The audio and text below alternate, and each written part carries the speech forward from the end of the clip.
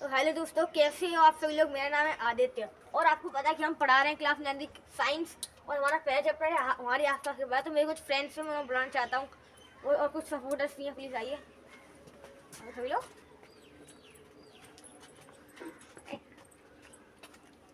जल्दी यार। हाँ, तो अब मेरा नाम था, आपका नाम क्या है? दीपेश कुमार। आपका? प्राची कुमारी। नाम? आपका नाम? शिव कुमार। गगन लालसा। हाँ, आप बैठिए। तो ये आपने देख ली, ये सभी लोग हमारे साथ वीडियो बना रहे हैं। तो आज हम पढ़ने वाले हैं। आपको पता है हमने पदार्थ पढ़ा दिया, पदार्थ की अवस्थाएं बता दी हैं और कल हमने एनर्जी और काइनेटिक एनर्जी के बारे में जाना था। तो आज हम पढ़ने वाले हैं, आपको पता है पदार्थ की 5 अवस्था होती है, हम 3 पढ़ाने वाले हैं, ठोस, द्रव और गैस। तो आज हम ठोस यानी कि इंग्लिश में कहते हैं सॉल्ट, उसका नाम बताने वाले हैं।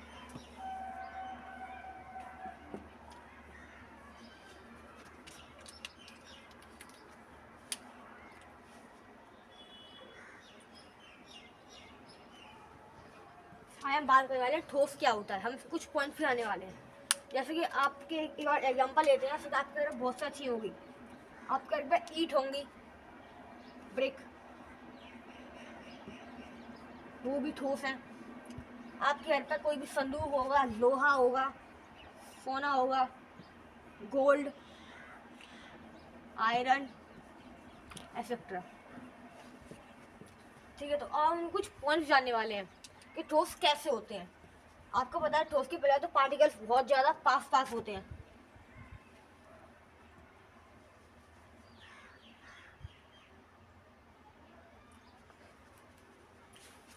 और उनका आकार एवं आयतन निश्चित होता है। मतलब पहला पॉइंट आप कह सकते हो, point number 1,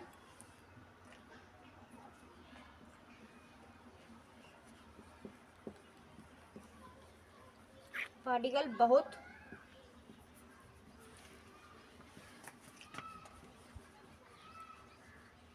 particle very close. हाँ, बहुत पास पास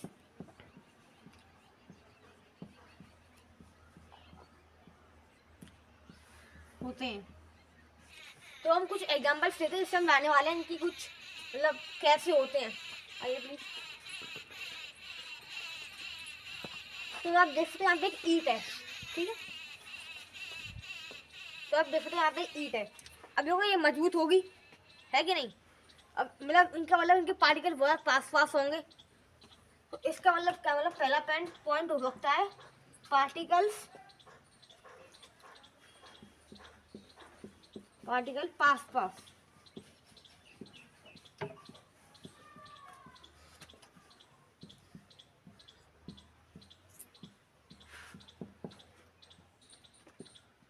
पार्टिकल इनके कैसे होते हैं, पास पास, इसलिए बहुत ज़्यादा मजबूत है। अब देखिए, अब बात करें आकार एवं आयतन। अब देखो तो इसका आकार ऐसा ही है, मतलब शेप जो है वो चेंज नहीं होगी, फिक्स है ऐसी। बस क्या चेंज होगी आप फिर तोड़ोगे, लेकिन नॉर्मली इसकी शेप चेंज नहीं होगी, चाहे तो आप इसे कहीं पर भी रख सकते हो। तो इसका मतलब क्या है, सेकंड पॉइंट हो सकता है आकार कैसा होता है, फिक्स। अब बात करते हैं आयतन पे।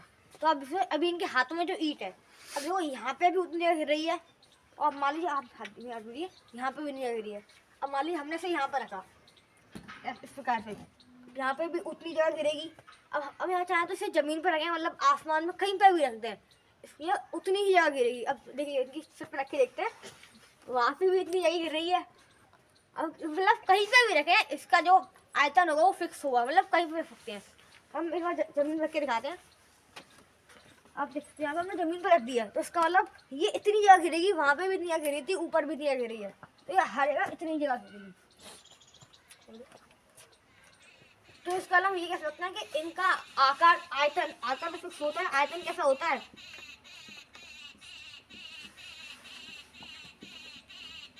आयतन कैसा होता है, फिक्स।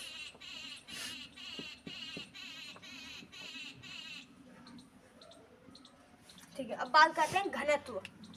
हम आयतन को एकांक करते हैं, द्रव्यमान की बात करते हैं तो वो घनत्व कहलाता है। घनत्व पहले हम एक बार इसे ध्यान से समझते हैं, उसको डिस्कस करने वाले हैं फॉर्मूला के साथ। घनत्व अगर हम एकांक आयतन करते हैं मतलब आयतन कैसा होना चाहिए, एकांक। एकांक है ना, वो आयतन कैसा होना चाहिए, एकांक मतलब एक। जब द्रव्यमान की बात करेंगे, इसके द्रव्यमान है कि मास,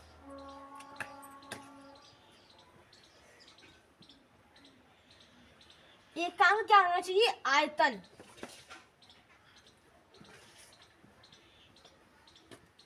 जब हम एकांक आयतन की बात करें मतलब आयतन क्या होना चाहिए, एकांक, तब द्रव्यमान क्या होता है, घनत्व। क्या होगा, घनत्व।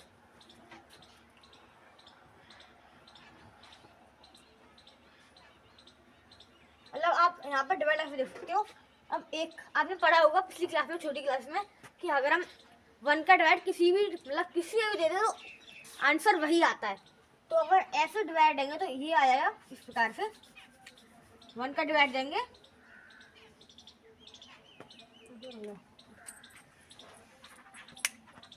क्या है उसी से मिटा लो यार।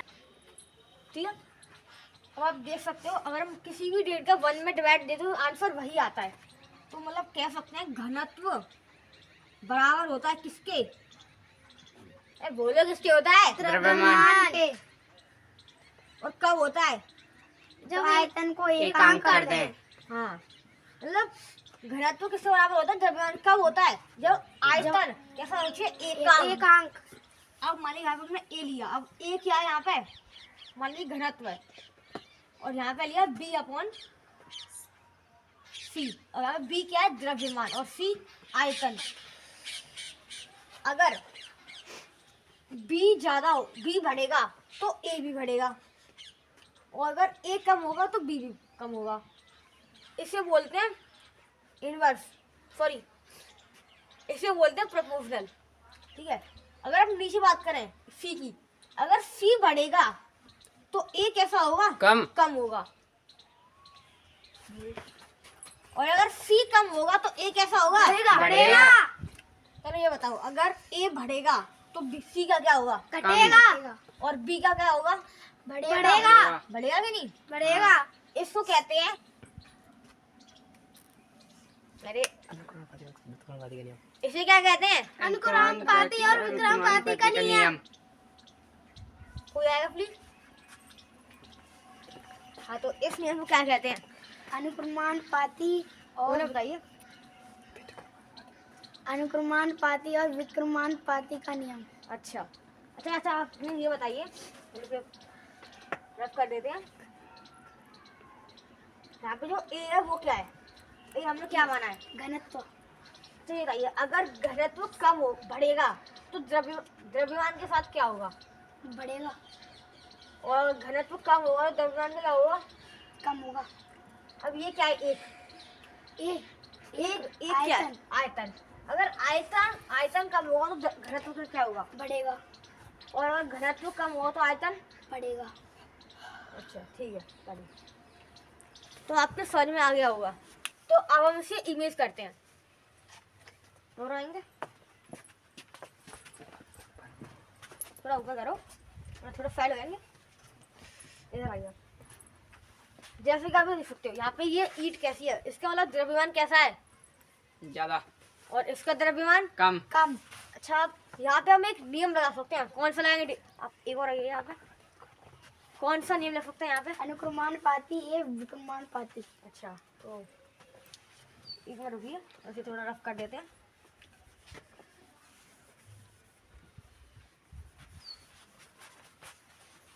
हाँ तो वो नियम कुछ ऐसा ही होता है, मतलब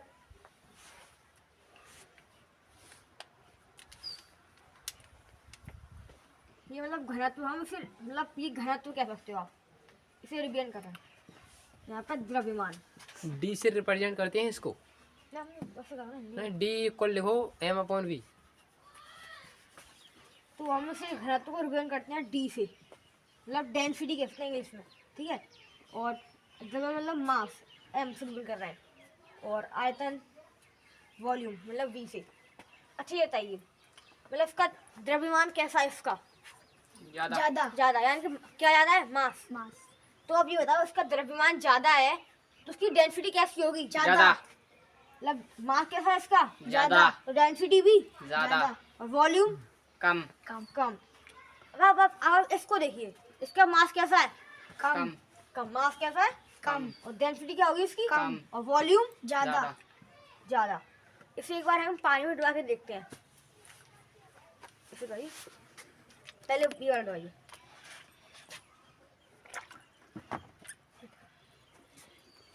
ये वो दिखाया पास आके एकदम डूब रही है। इसका आप देख सकते हैं यहाँ पे पूरी डूब गई है।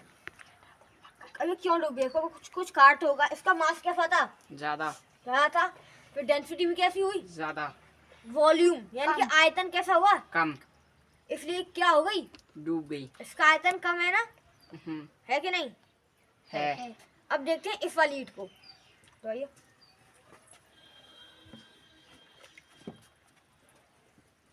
अब आप देख सकते हो ये भी डूब गई है। अब आपने देखा कि ये मतलब ईंटें ये दोनों डूब गई थी। अभी कहने के लिए इसका जो दूसरी वाली ईंट थी उसका मास कम था, लेकिन वो डूब गई। क्यों डूब गई? क्योंकि उसका घनत्व ज्यादा था और पानी का घनत्व उसके सापेक्ष कम था, इसलिए वो डूब गई। और एक और एग्जाम्पल आएगा, जैसे कि अभी यहाँ पे हमने पत्ता बनाया है। इसका मास कैसा है? घनत्व कैसा है? वो घनत्व क्या? हाँ, द्रव्यमान कैसा है इसका? कम। तो पकड़िए, इसका द्रव्यमान कैसा है? कम। और घनत्व डेंसिटी यानी घनत्व कैसा होगा? कम। और वॉल्यूम कैसा होगा? ज्यादा। ज्यादा। ऐसे ही बार डुबा के देखते हैं पानी में। डुबाइए। और यहाँ पे आप देख सकते हो ये आंशिक रूप से डूबी तैर रही है। इसका मतलब क्या है? इसका मतलब ये है कि इस वस्तु का जो घनत्व है वो कैसा है? कम। और पानी का घनत्व कैसा है? ज्यादा। तो इसलिए कैसे मतलब तैर रही है? आंशिक रूप से आंशिक रूप से डूबी तैर रही है। और अब लाओ। अब भैया वो भी तो है। अब आपको ये मेरे को लगता है आपको ये अच्छी तरह से समझ में आ गया होगा। अब हम नेक्स्ट पॉइंट की तरफ बढ़ते हैं। तो हमने इतने सारे एग्जाम्पल्स के बाद जाना कि हम कह सकते हैं कि जो ठोस होता है उनका घनत्व ज़्यादा होता है द्रव और गैस की अपेक्षा। तो हम अगला पॉइंट की तरफ बढ़ते हैं। तो इसका घनत्व कैसा है? मतलब ठोस का कैसा होता है? ज्यादा। किसकी अपेक्षा? द्रव और गैस की अपेक्षा। हमारा अगला पॉइंट आता है यहाँ पर आयतन।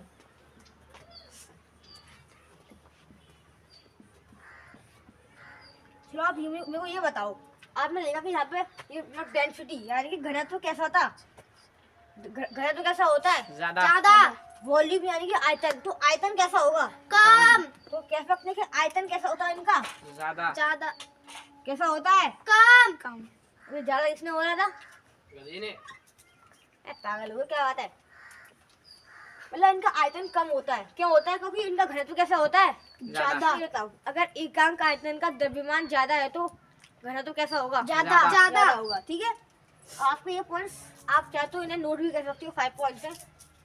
तो एक और पॉइंट की तरफ बढ़ते हैं। तो आप देखा आपके घर में कोई भी ठोस है यानी कोई भी सॉलिड है, वो मजबूत होता है, उनके पार्टिकल बहुत पास होते हैं, तो इसलिए वो बहते भी नहीं है। तो हम एक और पॉइंट ले सकते हैं, मतलब कौन सा पॉइंट है? 6। ये बहते नहीं है। आपने देखा होगा आपके घर में मतलब सॉलिड वगैरह होते हैं, ईंटें वगैरह होती है, वो बहती नहीं है क्योंकि उनके पार्टिकल बहुत ज़्यादा पास होते हैं। मतलब जैसे कि पानी डालो तो बहने लग जाता है चारों तरफ, मतलब फैल जाता है कह सकते हैं। लेकिन आप ईंट डालोगे तो मान लीजिए आपने कोई भी ईंट डाल लिया अभी, तो ऐसा तो नहीं होता कि वो पानी की तरफ चारों तरफ फैल जाती है। तो हम अगला समय तक बढ़ते हैं। तो एक हम एग्जाम्पल आते हैं। जैसे हमें कोई मतलब वस्तु आ है, कोई भी कुछ भी कह सकते हैं ऐसे। ठीक है, तो अब दोस्तों ये मजबूत है, ये आसानी से दबती नहीं है। आपको दबा के दिखाओ, नहीं दबेगी। नहीं दबती ना? नहीं। तो इसलिए ये संपीड़ित नहीं होते। क्यों नहीं दबती? अच्छा, क्योंकि इनके पार्टिकल बहुत ज़्यादा पास होते हैं, ठोस बहुत ज़्यादा मजबूत होते हैं। इनका आकार और आयतन कैसा होता है? तो इसलिए दबती नहीं, मतलब बहुत ज़्यादा मजबूत है। तो कह सकते हैं अपना 7 पॉइंट है,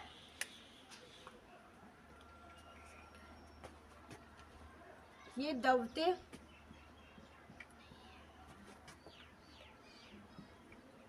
नहीं है। ये दबते नहीं क्योंकि बहुत ज्यादा मजबूत होते हैं, उनके पार्टिकल बहुत ज्यादा पास पास होते हैं। तो बटना एक और पॉइंट। अब हम ले आ रहे हैं सफंजक बल।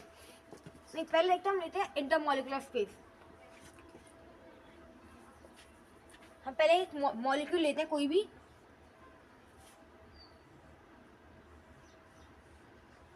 ये कोई भी आप तो मॉलिक्यूल है, ठीक है। अब यहाँ से ये एक मॉलिक्यूल है कोई सा भी, यहाँ पे एक और मॉलिक्यूल लेते हैं।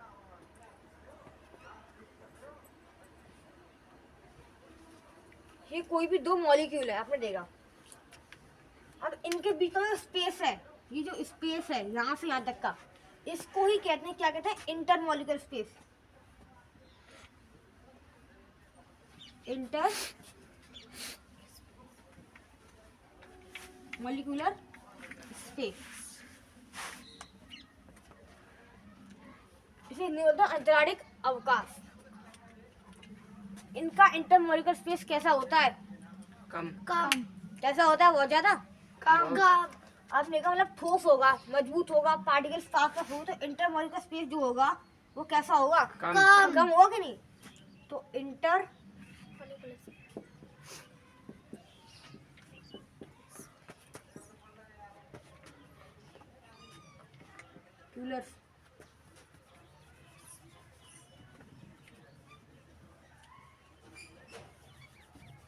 स्पेस कैसा होगा? कम। कम।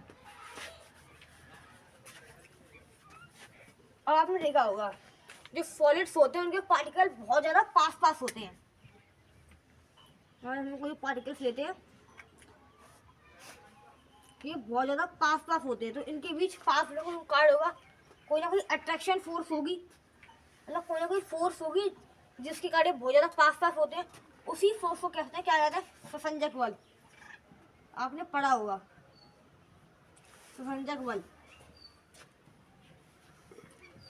अब ये बताओ, कोई भी चीज पास पास है मतलब अट्रैक्शन फोर्स ज्यादा होगा, तो ससंजक बल भी कैसा होगा? ज्यादा। तो 9 पॉइंट ले सकते हैं। ससंजक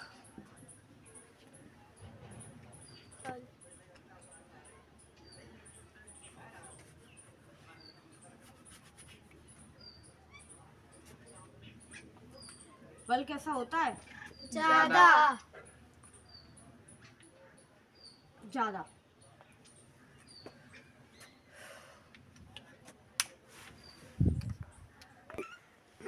तो हमने कल आपको काइनेटिक एनर्जी के बारे में बताया होगा, तो आपको पता है मतलब काइनेटिक एनर्जी पता होगा सबको। कल हमने वीडियो बनाई थी, जिनको नहीं पता वो वीडियो देख सकते हैं, यूट्यूब पे अवेलेबल है, आप चैनल भी सर्च कर सकते हैं, उससे आ जाएगी। तो ये बताइए, मतलब कोई भी चीज़ है मतलब ठोस है, उसके पार्टिकल कैसे होते हैं? बहुत ज़्यादा पास पास पास होगा तो मूव भी कम करेंगे। हाँ। अब बताओ, मूव कम करेंगे तो एनर्जी भी कम जनरेट होगी। हाँ। तो कह सकते हैं काइनेटिक